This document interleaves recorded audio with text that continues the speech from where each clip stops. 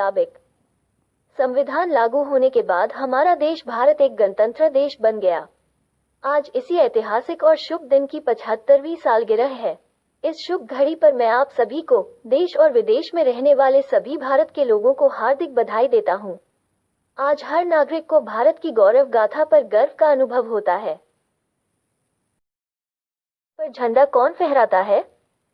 CNBC TV 18 के मुताबिक इसके बाद प्रधानमंत्री द्वारा तिरंगा नीचे से ऊपर की ओर फहराया जाता है, जो ऐतिहासिक क्षण के महत्व को दर्शाता है।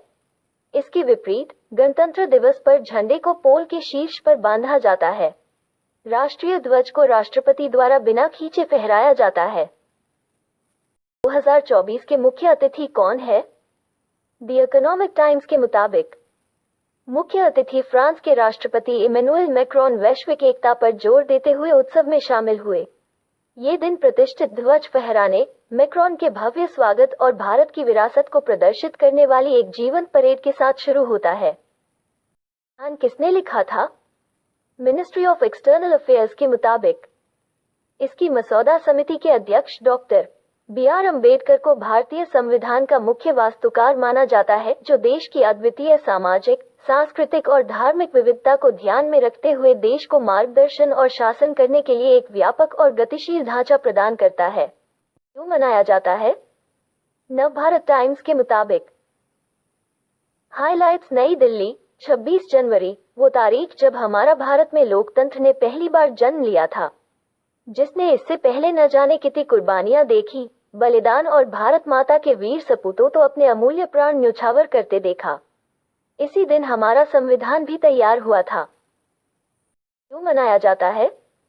नवभारत टाइम्स के मुताबिक हाइलाइट्स नई दिल्ली, 26 जनवरी, वो तारीख जब हमारा भारत में लोकतंत्र ने पहली बार जन्म लिया था, जिसने इससे पहले न जाने कितनी कुर्बानियां देखी, बलिदान और भारत माता के वीर सपूतों तो अपने अमूल्य प्राण न्योछावर करते देखा। इसी दिन हमारा संविधान भी तैयार हुआ था। का संविधान 26 जनवरी 1950 को क्यों लागू हुआ?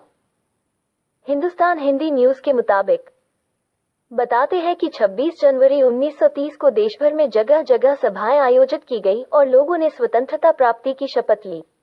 यही कारण है कि स्वतंत्रता 15 अगस्त को मिलने के बाद संविधान सभा के नेताओं ने इसे 26 जनवरी 1950 से पूरे देश में लागू करने और इस दिन को गणतंत्र दिवस के रूप में मनाने का फैसला किया था। भारत को गणतंत्र क्यों कहा जाता है?